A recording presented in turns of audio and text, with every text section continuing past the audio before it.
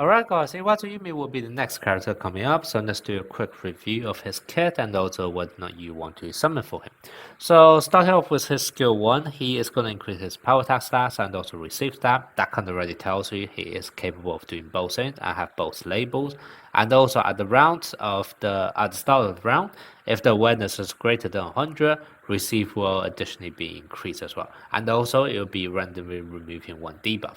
Pretty straightforward skill. The condition of awareness more than 100 is also going to be very easy to reach, both from his own kit and also the fact that you would typically play him with SP or Kawa.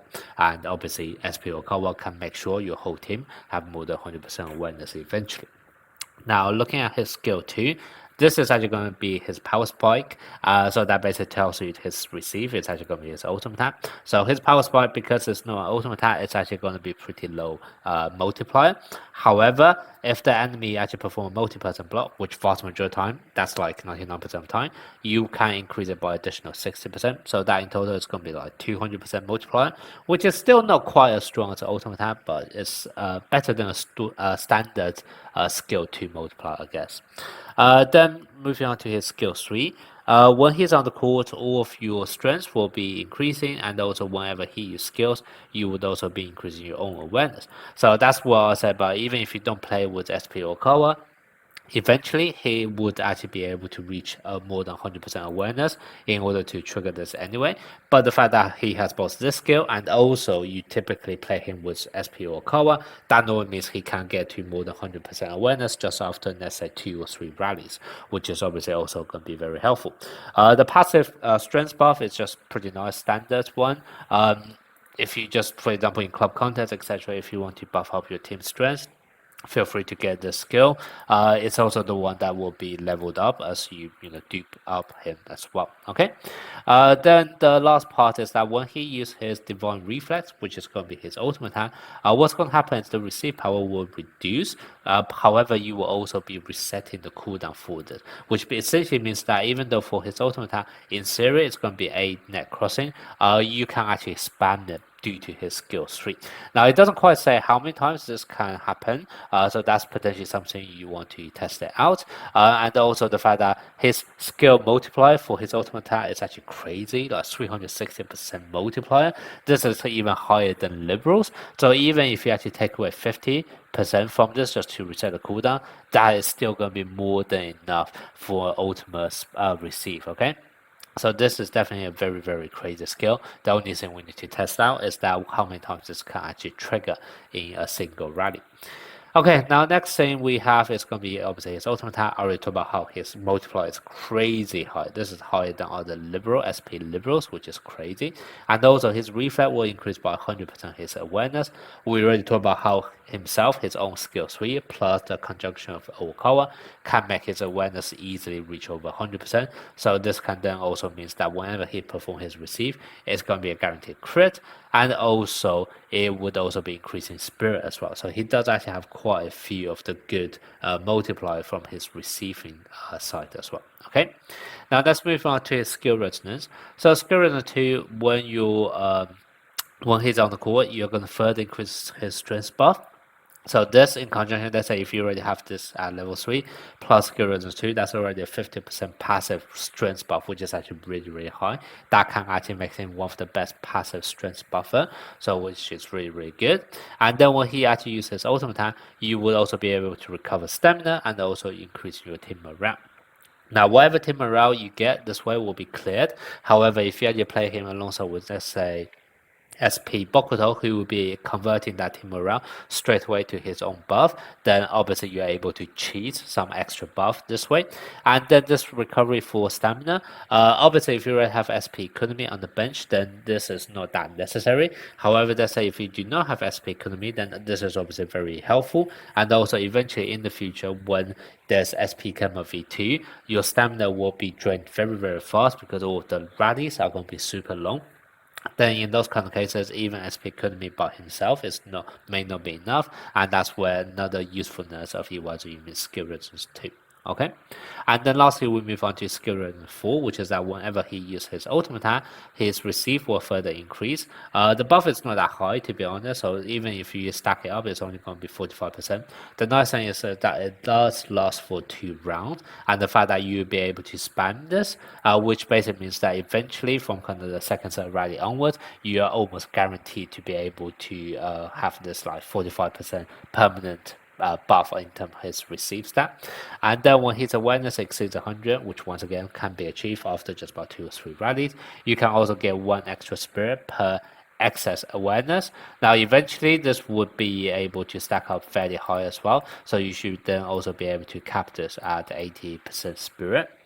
Overall, it's definitely quite nice buff if you're able to fully stack it up. The only problem with it is the fact that when you actually have Iwaizumi, remember he can only receive when he's actually at the back. So even though those are really nice buff, it can be somewhat tricky to completely stack it up just in time for the turns when he's actually at the back. You may have to play Iwaizumi, for example, starting off at the front, just so that you buy yourself some time for his awareness to stack up to more than 100. So by the time he actually rotates to the back, he can then fully enjoy this. So it's definitely a very nice buff. It just may be slightly tricky depending on your team rotations. Okay, and then moving on to his bonds, his bond with Okawa is the fact that you will be able to perform power spike. This is actually a very high multiplier. The only thing is that vast majority of the time you will be building his potential and memory, etc., all to do with receiving. So even though this has high multiplier, it won't hit very hard. But the nice thing is that it does become inspired for the rest of the match, which then basically means that whenever he doesn't receive, you will be able to get extra attack tempo stacks to your Okawa and therefore accelerating how fast he can reach his leading stat. So this is still very good bond. Just don't expect too much out of the actual power of the spike. Okay, and then this one was Cultural Festival.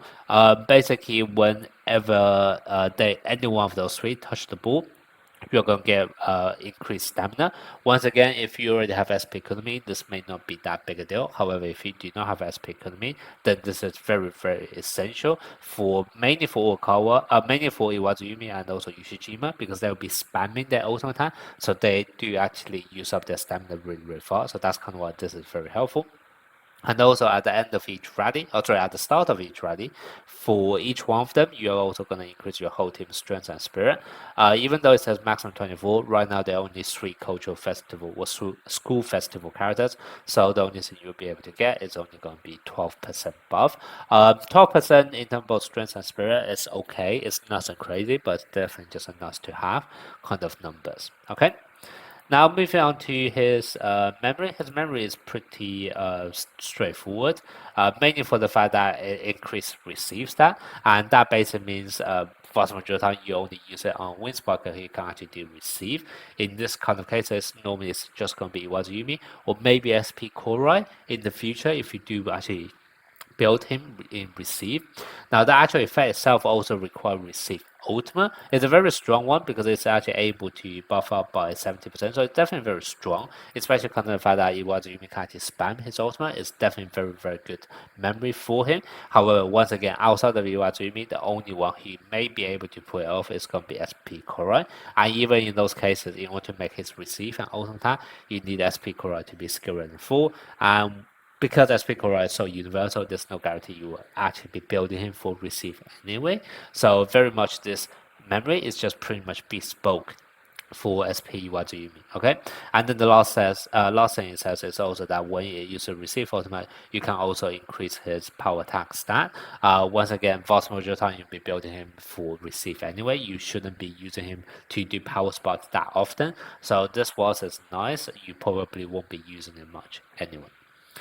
Okay, so overall, how does this actually sound? Should they actually summon for Iwaizumi? So personally, I do think Iwaizumi is very strong character, mainly for the reason the fact that he can first of all spam his ultimate attack, and his ultimate attack actually is going to be stronger than Liberal, and this can be very useful for low team composition. where you may be having trouble with your liberal substitution.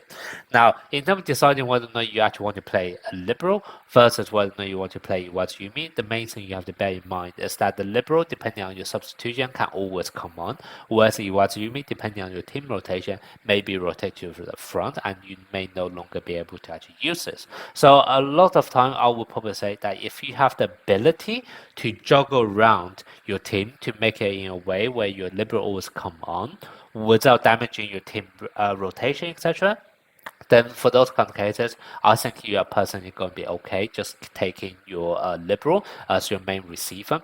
However, in certain cases where it's actually going to be very, very difficult to fit a liberal onto a team, I'm going to give a few examples. One example is that, if, for example, if you want to play SP Hinata or let's say SP Suki for that attacking role, and you don't have that many spikers, so you kind of need both of them to be on the court in order to spike. In those kinds of scenarios, it's going to be quite tough for you to actually do a liberal substitution because vast majority of the time you'll be subbing out the mid blocker. However, in this type of cases, obviously you're not able to do so because if you sub out either Hinata or Suki, your team will be lacking spiking ultimate. So in those kind of cases, it's tricky to actually play a liberal, and then obviously Iwaizumi is going to be very helpful then.